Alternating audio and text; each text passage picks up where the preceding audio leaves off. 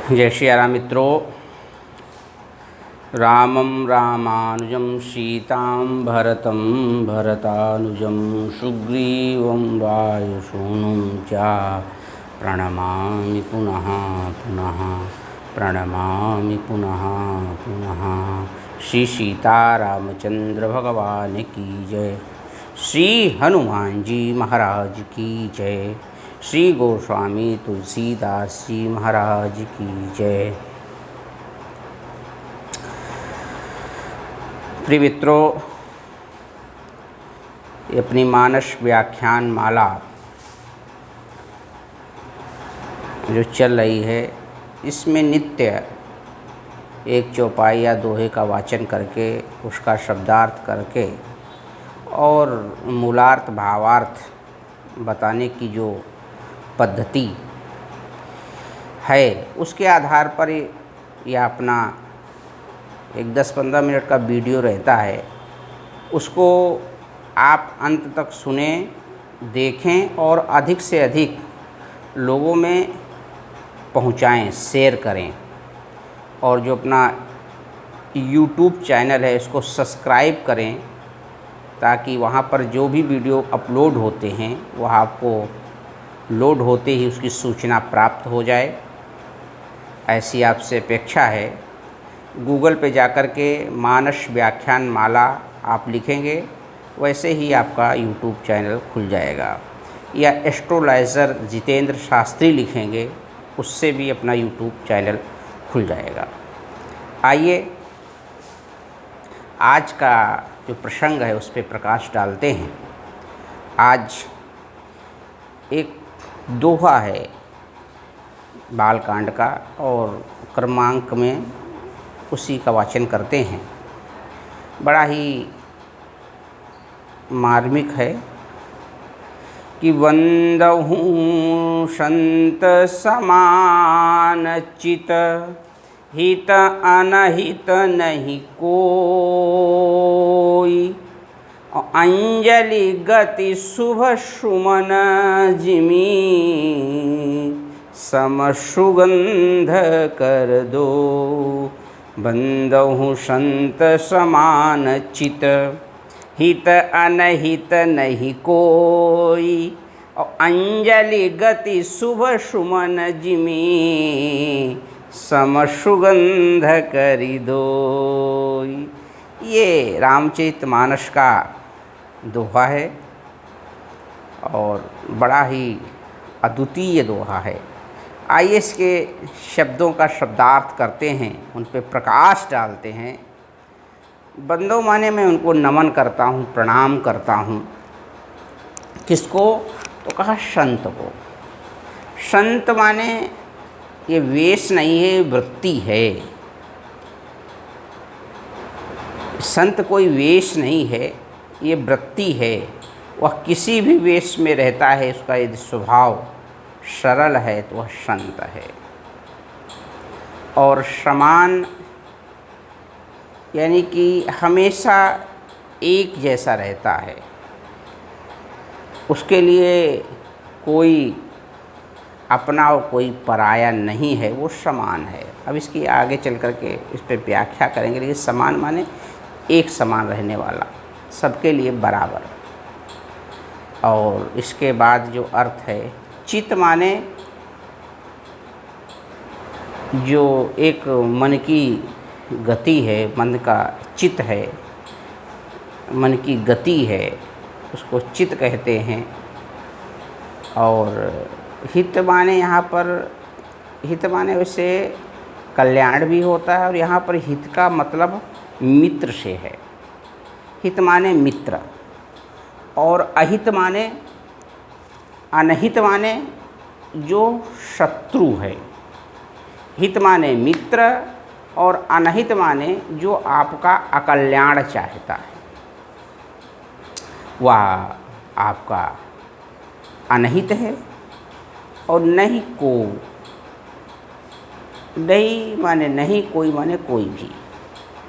और अंजलि माने ये दोनों हाथों को जब ऐसे मिला देते हैं, यानी कि दोनों हाथों को खोल करके नज़दीक जब ले आते हैं तो उसको अंजलि कहते हैं। इस अंजलि से जल भी दे सकते हैं और इस अंजलि से जलपान भी कर सकते हैं और इसमें कुछ रख भी सकते हैं। यानी कि हाथों को एक समान ला करके और खोल देना, ये अंजलि है एक। और इसके बाद में अंजलि गत्य। गत माने जो कोई चीज़ उसमें, गत माने उसमें प्राप्त हो जाना। अंजलि गति माने, गत माने प्राप्त हो जाना, गत। और शुभ माने मंगल। शुभ माने यहाँ पर मंगल। सुमन माने पुष्प। सुमन का मतलब यहाँ पर पुष्प से है और सुमन का दूसरा मतलब होता है सुंदर मन। सुष्ठुर मनः सुमना भी हो सकता है और पुष्प, दोनों अभिप्राय हो सकते हैं सुमन का मतलब। जिमि माने तरह, जिमि माने तरह। और सम माने बराबर। सुगंध माने सुंदर गंध, यानी कि सुंदर जिसमें आभास हो, जिसकी गंध में ऐसी सुंदर सुगंधित खुशबू। खुशबू तो उर्दू शब्द हो जाएगा, गंध ही रहने दिया जाए। और कर माने हाथ, दो माने एक, दो संख्यात्मक है। अब इसका एक एक शब्द मैंने आपके सामने रखा और इसका जो मूलार्थ है वह समझने की कोशिश करते हैं कि बंदहु संत समान चित, हित अनहित नहीं को, अंजलि गति शुभ सुमन जिमि और सुग, अंजलि गति शुभ सुमन जिमि सम सुगंध करि दो। अर्थात मैं उन संतों को प्रणाम करता हूँ, वो किसी भी वेश में हों, उनकी प्रवृत्ति को मैं प्रणाम करता हूँ, जिनके लिए संसार में कोई मित्र और कोई शत्रु नहीं है। यानी कि उनके लिए चाहे आप उनका हित करने वाला हो चाहे अहित करने वाला, उसके लिए वो बराबर हैं। और ऐसे संत वृत्ति के व्यक्ति मिलना थोड़ा कठिन है। और अंजलि कहा कैसे, तो उदाहरण दे रहे हैं यहाँ पर। कहा किस प्रकार से, कहा कि हम अपने हाथों में अंजलि में पुष्प रखते हैं तो पुष्प क्या करता है कि दोनों हाथों में सम सुगंध कर दो, यानी दोनों हाथों में बराबर खुशबू प्रदान करता है। यानी कि वो किसी के साथ भेदभाव नहीं करता है, शत्रुता नहीं करता है। अर्थात कि एक हाथ उसको तोड़ता है, पुष्प को वृक्ष से एक हाथ तोड़ता है तो तोड़ने वाला स्वभावतः शत्रु हो गया और दूसरा हाथ उसको ग्रहण करता है तो ग्रहण करने वाला मित्र हुआ जा करके।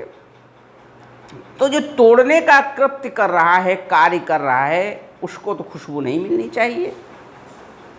तो कहा नहीं, पुष्प क्या करता है, तोड़ने वाले हाथ में भी खुशबू उत्पन्न करता है और जिस हाथ में स्वीकारिता होती है, जिसमें ग्रहण किया जाता है, उसको भी सुगंधित करता है।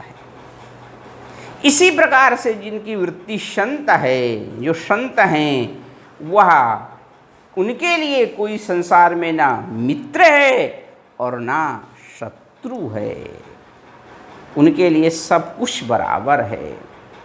इसी बात को भगवान गीता में कहते हैं। गीता के 14वें अध्याय में 2 बड़े ही मार्मिक श्लोक हैं जिसमें भगवान ने समान चित्त की तरफ संकेत किया है कि समान चित्त हम मानेंगे किसको। तो गीता में बड़े ही मार्मिक ढंग से गोस्वामी भगवान ने अर्जुन को उपदेश किया है। उन श्लोकों का मैं वाचन करता हूँ आपके समक्ष। सम दुख सुख स्वास्था समलोष्ठा सम कांचन तुल्य प्रिया वियोधीरा तुल्य निंदात्म संतुति। मनः मान अपमानयोर तुल्या तुल्यो मित्र अरिपक्षयो सर्वारंभ परित्यागी अगुणातीता स उच्यते। अर्थात सम और दुख और सुख में जो बराबर रहता है, लाभ और हानि में जो बराबर रहता, ये मन की जिसकी वृत्ति, हानि लाभ में जो मन की जो वृत्ति है, चित्त वृत्ति जिसकी है वो स्थिर है। और क्या है, लाभ हानि सुख और दुख, यानी कोई अच्छी सूचना मिले तो प्रसन्न नहीं होना अति, और कोई दुख का हो रहा तो बहुत ज़्यादा दुखी नहीं होना। और कोई निंदा करे और चाहे कोई स्तुति करे, चाहे कोई गाली बके और चाहे कोई आरती उतारे, तो ऐसी सभी परिस्थितियों में जो समभाव से स्थिर रहता है, ऐसा जो संत है, उसकी यहाँ पर गोस्वामी तुलसीदास जी उसकी तरफ संकेत करते हैं। और यदि उसका कोई अहित करने वाला भी है, पहले बात संसार में किसी का कोई अहित नहीं कर सकता है।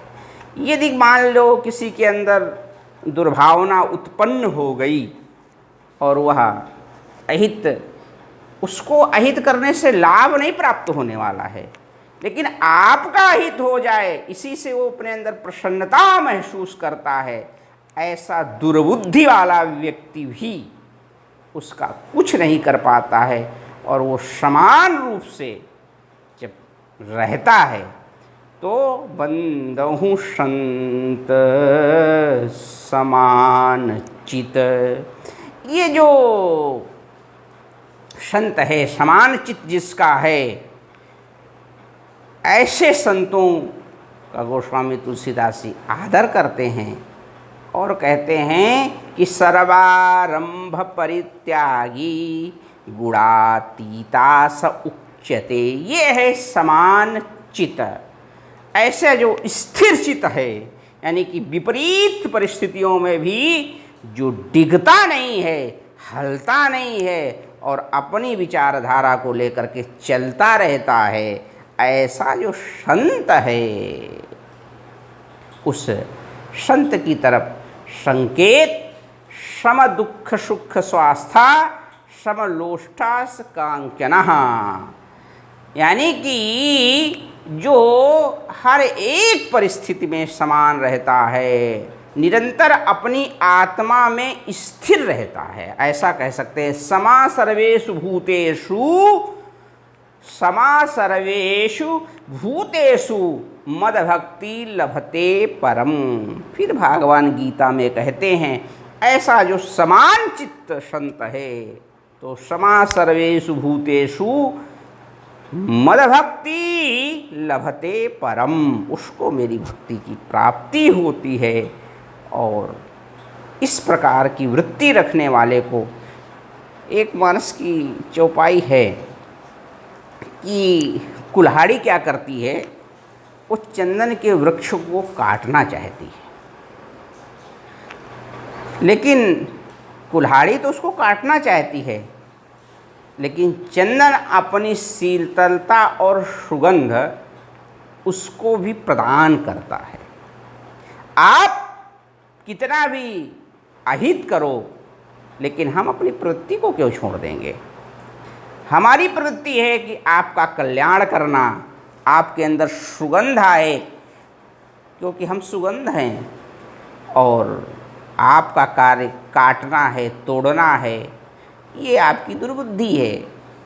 तो काटई परसु मलय सुनु भाई, काटही परसु, काटही परसु माने फरसा, काटही परसु मलय सुनु भाई, निज काटहि परसु। मलय सुन भाई, निज गुण देह सुगंध बसाई। निज गुण देई सुगंध बसाई, काटहि परसु। मलय सुनु भाई। यदि फरसा जो है चंदन को काटता है, उसकी वृक्ष को नष्ट भ्रष्ट करना चाहता है, लेकिन चंदन अपने स्वभाव से उस कुल्हाड़ी को भी सुगंधित प्रदान करता है। ऐसा जो सोचने वाला संत है, तो बंदहु संत समान चित, और हित अनहित नहीं कोई। अंजलि गत शुभ सुमन जिमी, और सम सुगंध कर दो। सियावर रामचंद्र की जय।